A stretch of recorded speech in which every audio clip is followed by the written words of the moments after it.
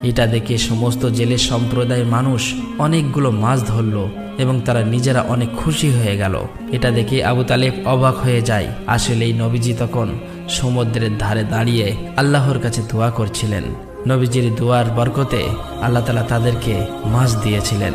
অতঃপর তাদের কাফেলা মক্কার দিকে রওনা হলো।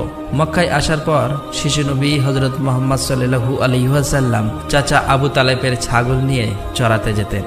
একদিন ছাগল চড়িয়ে ফেরার পথে শিশু নবী দেখতে পান এক জায়গায় দাসদাসীদের কেনাবেচা চলছে।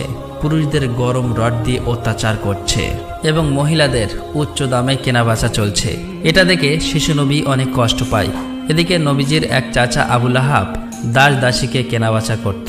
তিনি একজন দাসকে বেশি দামে বিক্রি করে দিচ্ছিলেন। ঠিক সেই সময় তার স্বামী গিয়ে বললেন, হুজুর, আপনি এমন কাজ করবেন না, আমাদেরকে ক্ষমা করে দিন। এভাবেই কাকুতি মিনতি করতে লাগলো, কিন্তু আবু লাহাব তার কোনো কথাই শুনতে চায় না। ঠিক সেই সময় আমাদের দয়ার নবী সেখানে হাজির হয় এবং চাচা আবু লাহাবকে বলে, আপনি এই মহিলাকে বিক্রি